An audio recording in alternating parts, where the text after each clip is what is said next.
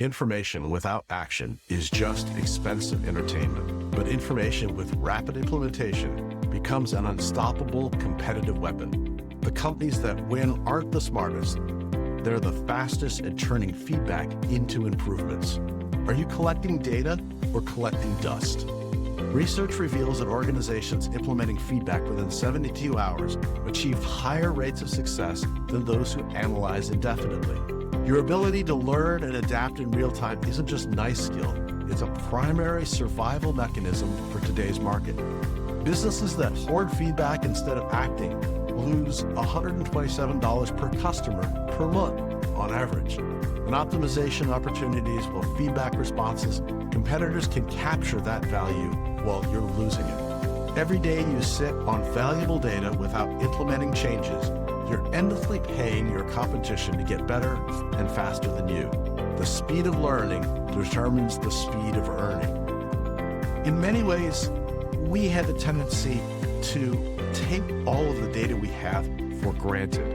It's astounding how much data we have and how much we can get in a very short period of time.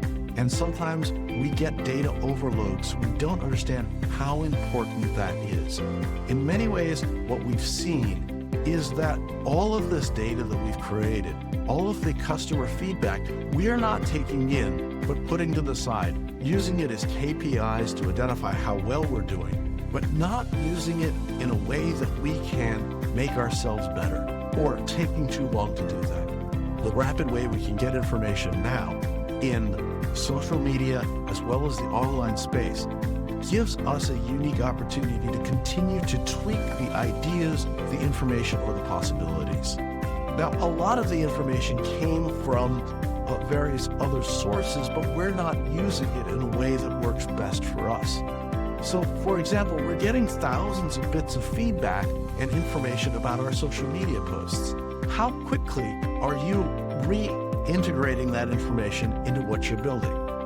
This entire video series is all about capturing data, not your data.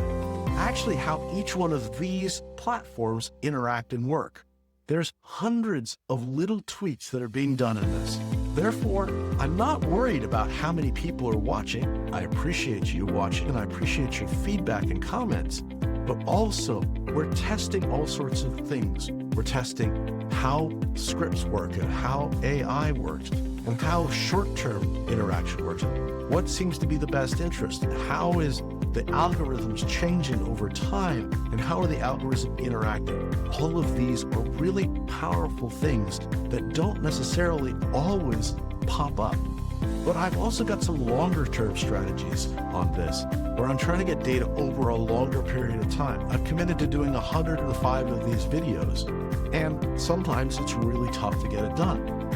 One of the reasons we're doing that is because we found that our VSS, our viral social stacking system, actually gave us tremendous amounts of feedback and was able to start focusing the social media community down into the areas that people were interested in by simply watching views and subscriptions. The more people we talked to and we interacted with over the social media systems, over YouTube, over podcasts, started to trend on what they were listening to and what they were watching and how long they were watching and what was interesting to them. This gave us the feedback to really understand what we needed to do.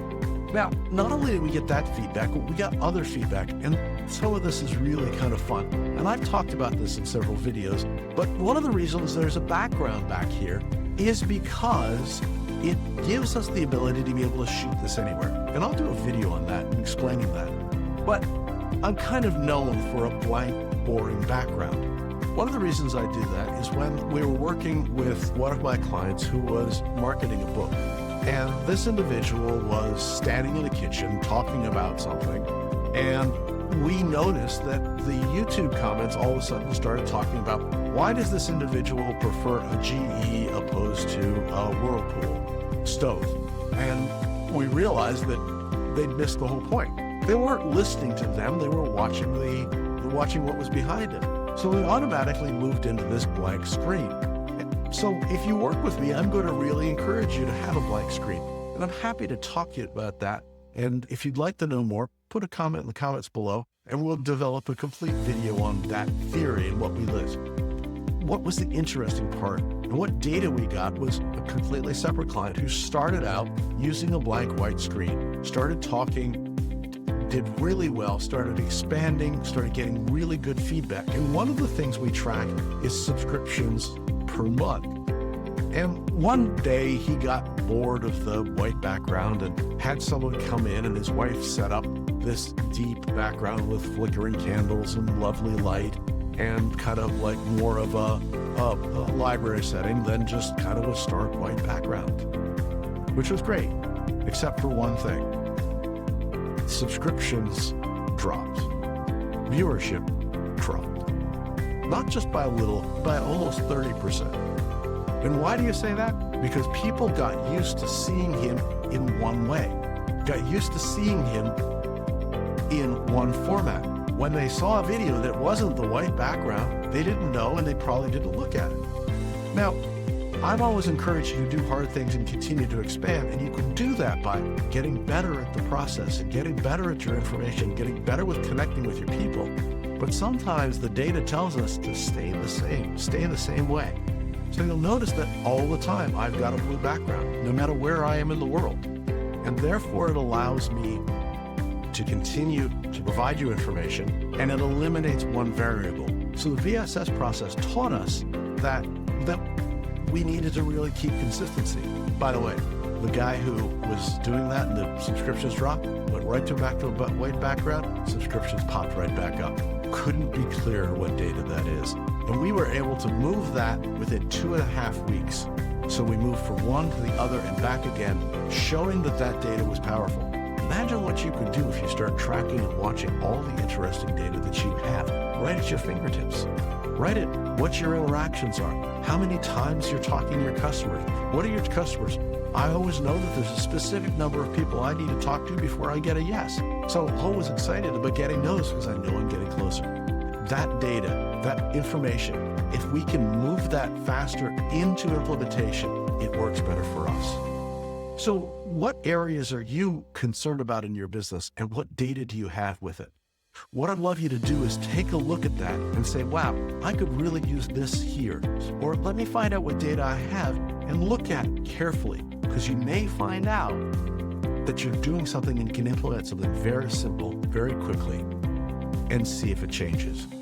Those small little tweaks over a period of time will be a huge, huge benefit. One of my mentors used to suggest that I move the company forward. This is strategic coach, the Dan Sullivan company. Move my company forward 1% per quarter. And over 25 years, you move the company 100%. It's a powerful way of doing small tweaks. So go find a specific area where you can get some data and do very quick iterations to learn more about it. So if you find a good area to get data, put it in the comments below and how you're using it. Let's share and let's all grow. I look forward to talking to you soon. Thanks for tuning in to today's episode on the Strategy Session, where we take your business from stuck to unstoppable. Here's another video I think you'd enjoy. If you found these insights valuable, remember to hit the like button, subscribe to our channel, and ring the bell for notifications on our latest videos. Remember, you're not just marketing, you're making history with Venture Gain.